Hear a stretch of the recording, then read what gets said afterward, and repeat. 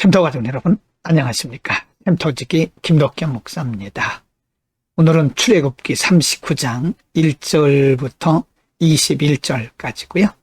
오늘 본문 말씀은 제사장의 의복과 관련된 말씀입니다. 38장까지 해서 성막의 내부, 외부, 그리고 모든 기명들을 다 만든 후에 이제는 하나님께서 명령하신 대로 제사장을 위한 의복, 즉 에봇을 만드는 장면을 기록하고 있습니다. 39장 1절은 하나님께서 모세를 통해서 명령하신 대로 제사장을 위한 의복을 만드는 장면이죠. 1절, 그들은 여호와께서 모세에게 명령하신 대로 청색, 자색, 홍색 실로 성소에서 섬길 때 입을 정교한 옷을 만들고 또 아론을 위해 거룩한 옷을 만들었더라. 제사장들이 입을 옷, 거룩한 성의를 만들었다는 말씀인데요. 하나님께서는 왜 하나님의 성전에서 제사를 드리면서 하나님의 영광을 위해서 일하는 제사장들에게 거룩한 옷을 지어서 입히라고 말씀했을까요? 그것은 하나님을 섬기는 일이 거룩한 일이기 때문에 또 하나님께서 섬기도록 주신 그 직분이, 제사장의 직분이 얼마나 중요하고 거룩한 것인가를 가르치기 위한 목적도 있습니다. 하나님께서 우리에게 주신 귀한 사명들은 하나님의 거룩하신 영광과 복음의 진보를 위해서 주신 귀한 사명, 직분은 이렇게 소중하다는 사실을 반드시 알아야 됩니다. 39장 2절부터 7절에서는요, 에봇에 대한 말씀인데요. 2절, 그는 또 금실과 청색, 자색, 홍색 실과 가늘게 꼰 배실로 에봇을 만들었으되 3절, 금을 얇게 쳐서 오려서 실을 만들어 청색, 자색, 홍색 실과 가는 배실에 섞어 정교하게 짜고 4절, 에봇에는 어깨바지를 만들어 그 두 끝에 달아 서로 연결되게 하고 5절, 에봇 위에 에봇을 매는 띠를 에봇과 같은 모양으로 금실과 청색, 자색, 홍색 실과 가늘게 꼰 배실로 에봇에 붙여 짰으니 여호와께서 모세에게 명령하신 대로 하였더라. 6절, 그들은 또 호마노를 깎아 금태에 물려 도장을 새김같이 이스라엘의 아들들의 이름을 그곳에 새겨 7절, 에봇 어깨바지에 달아 이스라엘의 아들들을 기념하는 보석을 삼았으니 여호와께서 모세에게 명령하신 대로 하였더라. 에봇, 이것은 거룩한 옷, 성의를 이름하는 것입니다. 성의의 이름, 곧 제사장들이 하나님 앞에 가서 성역을 감당할 때 입는 옷이 에봇인데요. 이 에봇이 값비싼 보석과 그리고 재료들을 통해서 만들어졌습니다.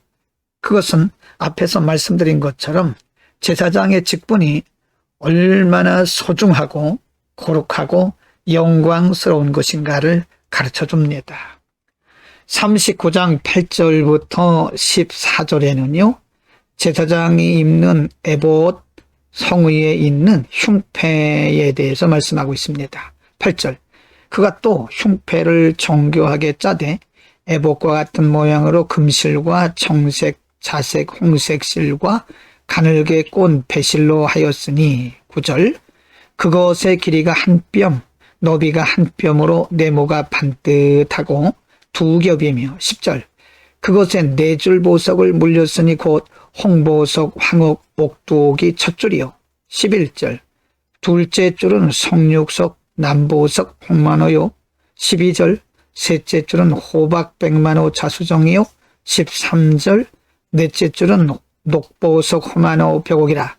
다 금태에 물렸으니 14절, 이 보석들은 이스라엘의 아들들의 이름 곧 그들의 이름대로 12이라. 도장을 새김같이 그 12지파의 각 이름을 새겼다라고 말씀합니다. 흉패는 말 그대로 제사장이 입는 옷의 성의의 가슴팍을 가리우는, 가슴 부분을 가리우는 부분인데요. 이곳에는 이스라엘 백성들의 지파 12지파의 이름을 각 보석 위에 새겨 넣었습니다. 그래서 이 흉패를 제사장의 가슴에 늘 이렇게 입고 보조 조끼처럼 입게 되는데, 그것은 하나님께서 이스라엘 12지파를 다 품고 계신다는 사실을 의미하고요. 하나님께서 이스라엘을 언약의 백성으로 인정하신다고 하는 것도 상징합니다. 계속해서 흉패에 대한 말씀인데요. 15절부터 21절도 흉패에 대한 말씀이죠. 15절.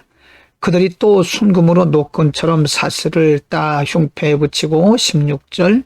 또 금태 둘과 금고리 둘을 만들어 그 두 고리를 흉패 두 끝에 달고, 17절.